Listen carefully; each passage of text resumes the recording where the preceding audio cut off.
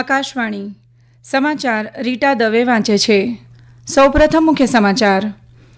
નવી દિલ્હીમાં નાગરિક ઉડ્ડયન અંગેની પરિષદમાં પ્રધાનમંત્રી નરેન્દ્ર મોદીએ કહ્યું કે ભારતના સૌથી ઝડપથી વિકસતા અર્થતંત્રમાં ઉડ્ડયન ક્ષેત્રનો મહત્વનો ફાળો. ભારતીય સામ્યવાદી પક્ષ માર્ક્સવાદીના મહાસચિવ સીતારામ યેચુરીનું નવી દિલ્હી ખાતે આજે 72 વર્ષની વયે નિધન. કેરળમાં યોજાયેલા સંમેલનમાં બિનભાજપ શાસિત રાજ્યોના નાણામંત્રીઓએ રાજ્યોને મળતા કરનો હિસ્સો વધારવાની માંગ કરી. વિયેતનામમાં યાગી વાવાઝોડાના કારણે અત્યાર સુધીમાં ઓછામાં ઓછા 197 લોકોના મોત, 100થી વધુ લોકો ગુમ હોવાના અહેવાલ. અને ચીનમાં રમાઈ રહેલી પુરુષોની હોકી એશિયન ચેમ્પિયન ટ્રોફી સ્પર્ધાના સેમીફાઇનલમાં ભારતે કોરિયાને હરાવીને સતત ચોથી વખત જીત નોંધાવી. સમાચાર વિગતવાર. પ્રધાનમંત્રી નરેન્દ્ર મોદીએ કહ્યું કે દેશના ઉડ્ડયન ક્ષેત્રમાં નોંધપાત્ર પરિવર્તન જોવા મળી રહ્યું છે અને તે નાગરિકો માટે મુસાફરીની સરળતા અને જોડાણ વધારી રહ્યું છે. નવી દિલ્હીમાં ભારત મંડપમ ખાતે નાગરિક ઉડ્ડયન અંગેની બીજી એશિયા પ્રશાંત મંત્રી સ્તરની પરિષદમાં શ્રી મોદીએ આ મુજબ જણાવ્યું. भारत की जो फास्टेस्ट ग्रोइंग इकोनॉमी बनी है उन सभी सेक्टर में से एक हमारा एविएशन सेक्टर भी है. हम लोगों को, कल्चर को, प्रॉस्पेरिटी को कनेक्ट करने का एक काम इस क्षेत्र के माध्यम से कर रहे हैं. 4 बिलियन लोग, तेजी से बढ़ता मिडिल क्लास और उसके कारण बढ़ती हुई डिमांड, ये अपने आप में एक बहुत बड़ा ड्राइविंग फोर्स है इस सेक्टर के विकास का.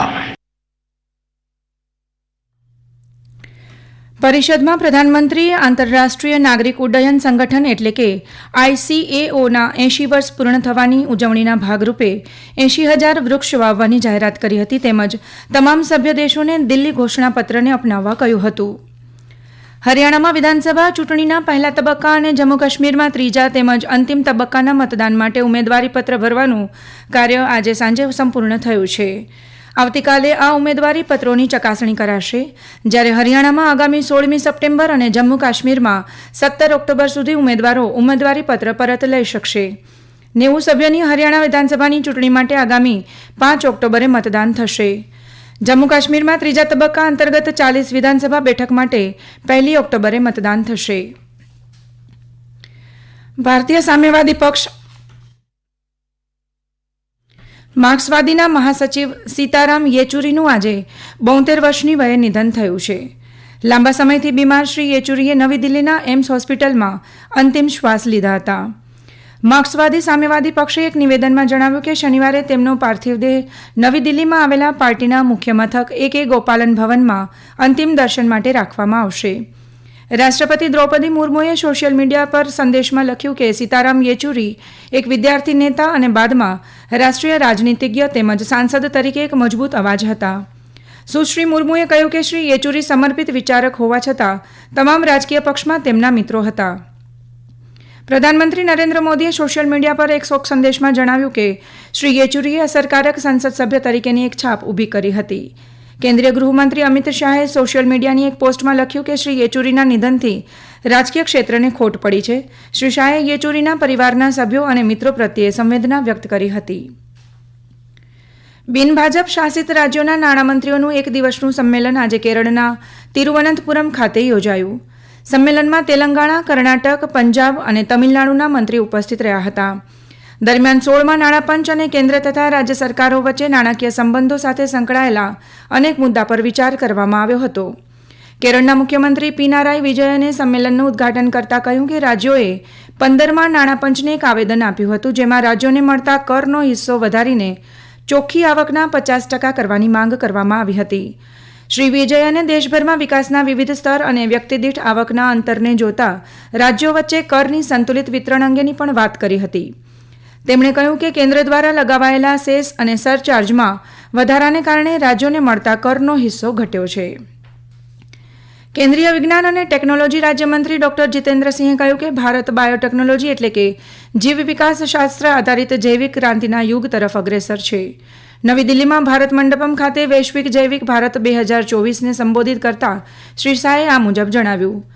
તેમણે ઉમેર્યું કે જે રીતે એક સમયે પશ્ચિમ દેશો પર માહિતી પ્રૌદ્યોગિક વિજ્ઞાન ક્રાંતિની અસર હતી, તે જ પ્રકારે ભારતને પણ જૈવિક ક્રાંતિમાંથી પસાર થવું પડી રહ્યું છે. વૈશ્વિક જૈવિક ભારત 2024 અંગે પોતાના વિચાર વ્યક્ત કરતા ડોક્ટર સિંહે કહ્યું કે વિવિધ મંત્રાલયો, રાજ્ય સરકારો, નવા કામ શરૂ કરનારી સંસ્થાઓ, સંશોધકો, જૈવિક સમૂહો, આંતરરાષ્ટ્રીય સંસ્થાઓ માટે આ એક મહત્વના સ્થળની ભૂમિકા ભજવશે.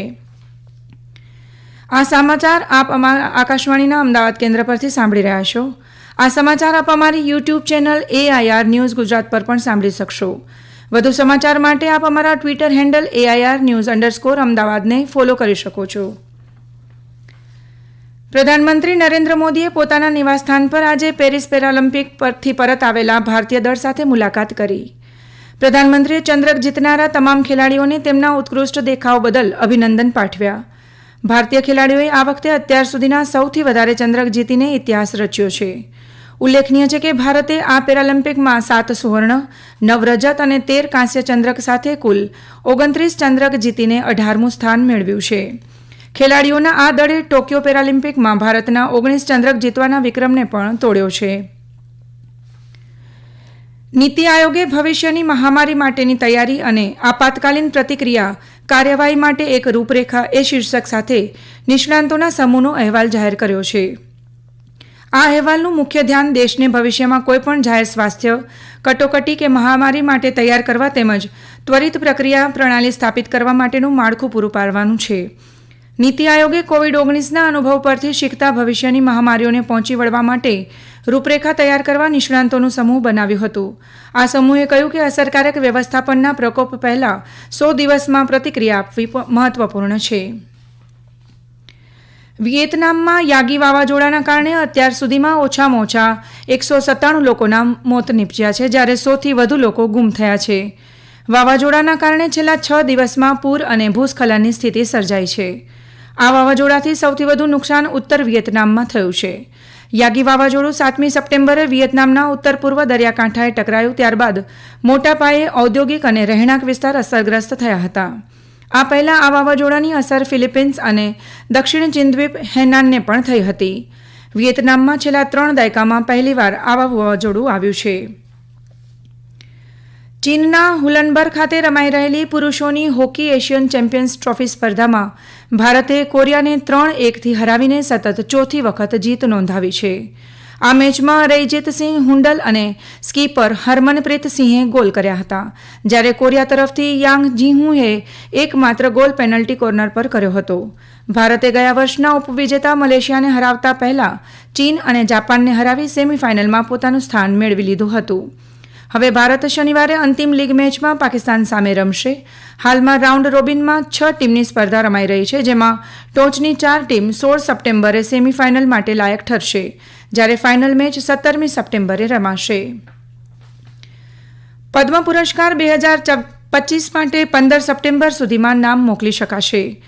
રાષ્ટ્રીય પુરસ્કાર પોર્ટલ પર ઓનલાઈન મારફતે આ નોંધણીનો સ્વીકાર કરાશે. નોંધણીમાં તમામ સંબંધિત વિગતો સામેલ હોવી આવશ્યક છે, તેમજ પુરસ્કાર માટે ભલામણ કરાયેલી વ્યક્તિની વિશિષ્ટ અને અસાધારણ સિદ્ધિઓનો ઉલ્લેખ હોવો જરૂરી છે. ઉલ્લેખનીય છે કે પદ્મ પુરસ્કારોની જાહેરાત આવતા વર્ષે પ્રજાસત્તાક દિવસ પર કરવામાં આવશે. રશિયાના રાષ્ટ્રપ્રમુખ વ્લાદિમીર પુતિને આજે કોન્સ્ટેન્ટિનોવ્સ્કી પેલેસ ખાતે બ્રિક્સ દેશોના પ્રતિનિધિઓ સાથે એક મુલાકાત કરી. બ્રિક્સ એટલે કે બ્રાઝિલ, રશિયા, ભારત, ચીન અને દક્ષિણ આફ્રિકાના સંગઠનના પ્રતિનિધિઓ 2 દિવસની સલામતી શિખર સંમેલનમાં ભાગ લેવા રશિયા પહોંચ્યા છે. ભારતના રાષ્ટ્રીય સલામતી સલાહકાર અજીત ડોભાલ અહીં આવી સૌથી પહેલા ડિજિટલ ક્ષેત્રના કારણે સર્જાતા પડકારો અને આતંકવાદને અસરકારક રીતે પહોંચી વળવા બ્રિક્સ દેશો સાથે મળીને કામ કરવાનું આહ્વાન કર્યું હતું. અંતમાં મુખ્ય સમાચાર ફરી એકવાર. નવી દિલ્હીમાં નાગરિક ઉડ્ડયન અંગેની પરિષદમાં પ્રધાનમંત્રી નરેન્દ્ર મોદીએ કહ્યું કે ભારતના સૌથી ઝડપથી વિકસતા અર્થતંત્રમાં ઉડ્ડયન ક્ષેત્રનો મહત્વનો ફાળો છે. ભારતીય સામ્યવાદી પક્ષ માર્ક્સવાદીના મહાસચિવ સીતારામ યેચુરીનું દિલ્હી ખાતે 72 વર્ષની વયે નિધન. વિયેતનામમાં યાગી વાવાઝોડાના કારણે અત્યાર સુધીમાં ઓછામાં ઓછા 197 લોકોના મોત. અને ચીનમાં રમાઈ રહેલી પુરુષોની હોકી એશિયન ચેમ્પિયન્સ ટ્રોફી સ્પર્ધાની સેમીફાઇનલમાં ભારતે કોરિયાને હરાવી સતત 4થી વખત જીત નોંધાવી. આ સાથે જ આકાશવાણી પરથી સમાચાર પૂરા થયા.